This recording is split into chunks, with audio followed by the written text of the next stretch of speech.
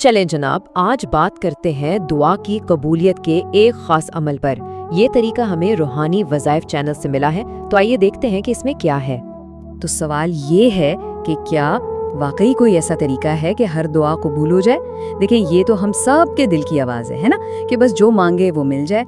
तो आज हम जिस अमल की बात कर रहे हैं ना, वो यही दावा करता है कि इससे ये मुमकिन है। अच्छा, तो इस अमल को शुरू कैसे करना है? सबसे पहले आती है तैयारी। और मज़े की बात यह है कि ये बहुत ही सीधा साधा काम है जो किसी भी फ़र्ज़ नमाज के फ़ौरन बाद किया जा सकता है। तो करना क्या है? 3 बहुत आसान से कदम है। सबसे पहले अपनी कोई भी फ़र्ज़ नमाज पूरी करें, उसके बाद सलाम फेरे और फिर दरूद पाक पढ़े। बस ये हो गई आपकी बुनियाद। लेकिन ठहरे, यहाँ एक बहुत अहम बात है। दरूद पाक पढ़ना तो है, मगर एक ख़ास तादाद में, और ये तादाद समझे कि इस अमल की कामयाबी की चाबी है। और वो तादाद क्या है? सिर्फ 3। जी हाँ, बिल्कुल ठीक। इस अमल के लिए दुरूद पाक को पूरे 3 मरतबा पढ़ना है। चलें, तैयारी तो हो गई। अब आते हैं इस अमल के असल हिस्से की तरफ, इसके दिल की तरफ। इसमें एक जिस्मानी हरकत भी है और एक खास विर्द भी। तो जब आप 3 बार दुरूद पाक पढ़ लें तो अगला काम है सीधा सजदे में चले जाना। ये आप जानते हैं अल्लाह के सामने अपनी आजिज़ी दिखाने का सबसे बेहतरीन तरीका है और इस अमल का एक बहुत ही अहम हिस्सा भी। और सजदे में जाकर क्या कहना है?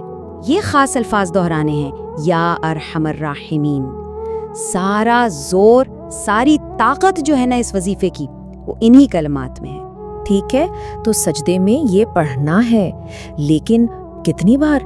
1 बार 2 बार नहीं, उसके लिए भी एक खास गिनती बताई गई है और वो तादाद है 21।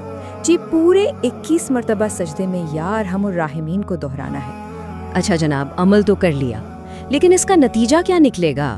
अब देखते हैं कि इसके बारे में क्या बताया गया है, कि अल्लाह की तरफ से क्या जवाब मिलने का वादा है।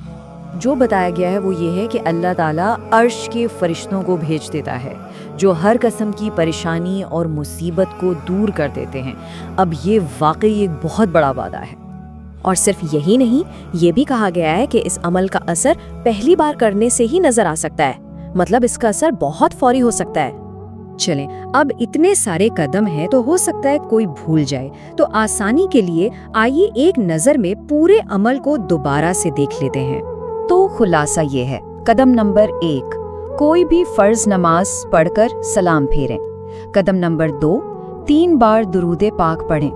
कदम नंबर 3, सजदे में चले जाएं। और आखिरी कदम, सजदे में ही या अरहमर राहिमीन 21 बार पढ़ें। बस इतना सा काम है और यही इसका मुकम्मल तरीका है। और आखिर में एक सवाल जो जहन में आता है कि दुआ मांगने के अमल में उन ख़ास तरीक़ों, उन मखसूस अल्फाज की आखिर अहमियत क्या होती है? ये एक गहरी बात है जिस पर सोचा जा सकता है।